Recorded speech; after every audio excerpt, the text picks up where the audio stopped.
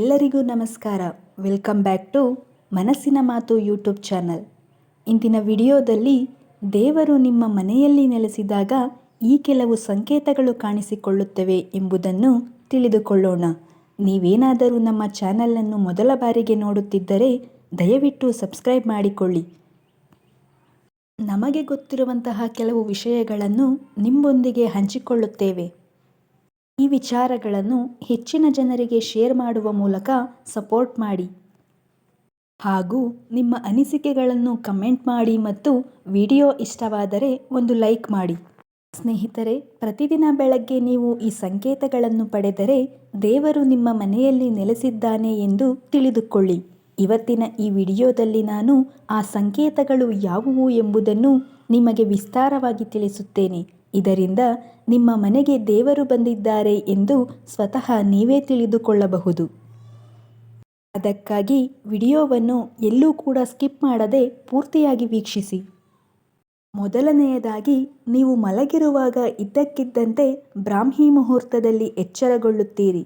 ನೀವು ಪ್ರತಿದಿನ ಇದೇ ಸಮಯದಲ್ಲಿ ಎಚ್ಚರಗೊಂಡರೆ ಮತ್ತು ಬ್ರಹ್ಮ ಮುಹೂರ್ತದಲ್ಲಿ ನೀವು ದೇವಸ್ಥಾನದಲ್ಲಿ ಪೂಜೆ ಮಾಡುತ್ತಿದ್ದೀರಿ, ಮಂತ್ರಗಳ ಪಠಣ ಮಾಡುತ್ತಿದ್ದೀರಿ ಎಂಬ ಕನಸು ಕಾಣುವುದು.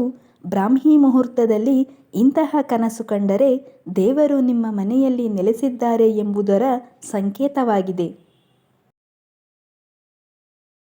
ಎರಡನೆಯದು, ಕೆಲವು ಜನರು ಭವಿಷ್ಯದ ಘಟನೆಗಳ ಸೂಚನೆಗಳನ್ನು ಮುಂಚಿತವಾಗಿಯೇ ಪಡೆಯುತ್ತಾರೆ. ಭವಿಷ್ಯದಲ್ಲಿ ಏನಾದರೂ ಶುಭ ಅಥವಾ ಅಶುಭ ಸಂಭವಿಸುತ್ತದೆ ಎಂದು ಅವರು ತಿಳಿದಿರುತ್ತಾರೆ.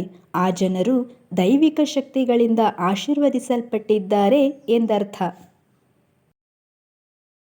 ಮೂರನೆಯದು, ನೀವು ಏನನ್ನಾದರೂ ತೆಗೆದುಕೊಳ್ಳಲು ಮುಂದಕ್ಕೆ ಹೋಗುವುದು ಅನೇಕ ಬಾರಿ ಸಂಭವಿಸುತ್ತದೆ. ಆದರೆ ಅದನ್ನು ತೆಗೆದುಕೊಳ್ಳುವಾಗ ಅದರ ಬಗ್ಗೆ ನಿಮ್ಮ ಮನಸ್ಸಿನಲ್ಲಿ ಕೆಲವು ಅನುಮಾನಗಳು ಉದ್ಭವಿಸುತ್ತವೆ. ಎಲ್ಲವೂ ಸರಿಹೋದ ನಂತರವೂ ಆ ಒಂದು ನಿರ್ಧಾರವನ್ನು ತೆಗೆದುಕೊಳ್ಳದಂತೆ ಏನಾದರೂ ಸಂಭವಿಸುತ್ತದೆ. ನಿಮಗೆ ದೇವರ ಆಶೀರ್ವಾದವಿದೆ ಎಂದು ನಂಬಲಾಗಿದೆ. ನಾಲ್ಕನೆಯದು, ಬಡವರಾಗಲಿ ಶ್ರೀಮಂತರಾಗಲಿ ದೇವರ ಆಶೀರ್ವಾದ ಪಡೆದವರಿಗೆ ಎಲ್ಲೆಡೆ ಗೌರವ ಸಿಗುತ್ತದೆ ಎಂಬುದು ಎಲ್ಲರಿಗೂ ಗೊತ್ತಿದೆ. ಕಡಿಮೆ ಕೆಲಸ ಮಾಡಿದ ನಂತರವೂ ಸಹ ಯಾರಾದರೂ ಯಶಸ್ಸನ್ನು ಸಾಧಿಸಿದರೆ ಅದು ದೇವರ ಕೃಪೆಯ ಸಂಕೇತವಾಗಿದೆ. ದೇವರು ಅವರನ್ನು ಎಲ್ಲ ತೊಂದರೆಗಳಿಂದ ರಕ್ಷಿಸುತ್ತಾನೆ ಎಂದರ್ಥ. ಐದನೆಯದು, ದೇವರು ಸಂತೋಷವಾಗಿರುವ ಜನರು ಯಾವುದೇ ಪರಿಸ್ಥಿತಿಯಲ್ಲಿ ಸಂತೋಷವಾಗಿರುತ್ತಾರೆ. ಅವರ ಜೀವನದಲ್ಲಿ ಎಷ್ಟೇ ದುಃಖವಿದ್ದರೂ ಅವರು ಯಾವಾಗಲೂ ಸಂತೋಷವಾಗಿರುತ್ತಾರೆ. ಅವರು ಯಾವುದೇ ಸಮಸ್ಯೆಗಳಿಗೆ ಹೆದರುವುದಿಲ್ಲ. ಅವರು ಎಲ್ಲ ಕಷ್ಟಗಳನ್ನು ಸುಲಭವಾಗಿ ಜಯಿಸುತ್ತಾರೆ.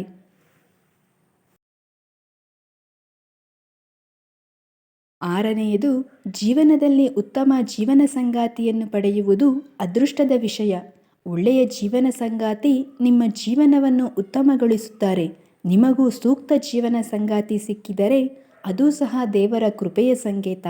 ಅಂತಹ ಪರಿಸ್ಥಿತಿಯಲ್ಲಿ ನೀವು ನಿಮ್ಮ ಸಂಗಾತಿಯೊಂದಿಗೆ ಪ್ರೀತಿಯಿಂದ ಬದುಕಬೇಕು. ಏಳನೆಯದು, ನಿಮಗೆ ಸಂತಾನ ಭಾಗ್ಯವಿದ್ದರೆ ಮತ್ತು ನಿಮ್ಮ ಮಗು ವಿದ್ಯಾವಂತ ಮತ್ತು ಸದ್ಗುಣವಂತನಾಗಿದ್ದರೆ ಇದು ದೇವರ ಕೃಪೆಯ ಸಂಕೇತವಾಗಿದೆ.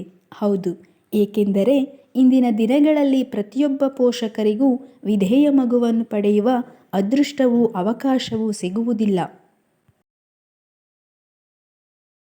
ಎಂಟನೆಯದು, ಕೋಪವನ್ನು ಹೇಗೆ ನಿಯಂತ್ರಿಸಬೇಕೆಂದು ತಿಳಿದಿರುವ ಯಾರ ಮನಸ್ಸು ಶಾಂತವಾಗಿ ಉಳಿಯುತ್ತದೆ ಮತ್ತು ಸಾಮಾನ್ಯ ಸ್ಥಿತಿಯಲ್ಲಿರುವ ಮೋದಕ ಪ್ರತಿ ಪರಿಸ್ಥಿತಿಯನ್ನು ಹೇಗೆ ಎದುರಿಸಬೇಕೆಂದು ತಿಳಿದಿರುವ ಅಂತಹ ಜನರ ಮೇಲೆ ದೇವರು ವಿಶೇಷ ಪ್ರೀತಿಯನ್ನು ಹೊಂದಿರುತ್ತಾನೆ. ಒಂಬತ್ತನೆಯದು, ಸರಿ ಮತ್ತು ತಪ್ಪುಗಳ ನಡುವೆ ವ್ಯತ್ಯಾಸವನ್ನು ಗುರುತಿಸುವ ಸಾಮರ್ಥ್ಯವನ್ನು ಹೊಂದಿರುವವರು ತಮ್ಮ ಪ್ರಧಾನ ದೇವತೆಯಿಂದ ಆಶೀರ್ವದಿಸಲ್ಪಡುತ್ತಾರೆ. ಹತ್ತನೆಯದು, ಕನಸಿನಲ್ಲಿ ದೇವರನ್ನು ಕಾಣುವ ಜನರು ಸಹ ದೇವತೆಗಳಿಂದ ಆಶೀರ್ವಾದವನ್ನು ಪಡೆಯುತ್ತಾರೆ. ಇಲ್ಲದಿದ್ದರೆ ದೇವರನ್ನು ನೋಡಲು ಎಲ್ಲರಿಗೂ ಕೂಡ ಸಾಧ್ಯವಾಗುವುದಿಲ್ಲ. 11ನೆಯದು, ಜಗತ್ತಿನಲ್ಲಿ ಸಾಕಷ್ಟು ವಿದ್ಯಾವಂತರು ಮತ್ತು ಸಮರ್ಥರು ಇದ್ದಾರೆ. ಇದಾದ ನಂತರವೂ ಕೆಲಸ ಸಿಗದೆ ನಿರುದ್ಯೋಗಿಗಳಾಗಿರುತ್ತಾರೆ.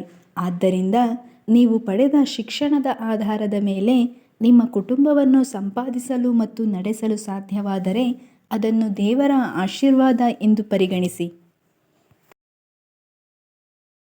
12ನೆಯದು, ಪ್ರತಿದಿನ ಸೂರ್ಯಾಸ್ತದ ನಂತರ ದೇವಾಲಯದಲ್ಲಿ ದೀಪವನ್ನು ಹಚ್ಚಬೇಕು ಮತ್ತು ಮನೆಯ ಮುಖ್ಯದ್ವಾರದಲ್ಲಿ ದೀಪವನ್ನು ಇಡಬೇಕು. ಹೀಗೆ ಮಾಡುವುದರಿಂದ ಮನೆಯಲ್ಲಿ ಲಕ್ಷ್ಮೀದೇವಿ ಸದಾಕಾಲ ನೆಲೆಸುತ್ತಾಳೆ ಮತ್ತು ಮನೆಯಲ್ಲಿ ಸುಖ ಸಮೃದ್ಧಿ ನೆಲೆಸುತ್ತದೆ. 13ನೆಯದು, ದೇವಸ್ಥಾನದ ಅಂಗಳದಲ್ಲಿ ಯಾರಿಗಾದರೂ ನಾಣ್ಯ ಅಥವಾ ಹೂವು ಸಿಕ್ಕರೆ ಅದನ್ನು ಕೆಂಪು ಬಟ್ಟೆಯಲ್ಲಿ ಗಂಟು ಕಟ್ಟಿ ನಿಮ್ಮ ಪೂಜಾ ಗೃಹ ಅಥವಾ ಸಂಪತ್ತಿನ ಸ್ಥಳದಲ್ಲಿ ಇರಿಸಿ.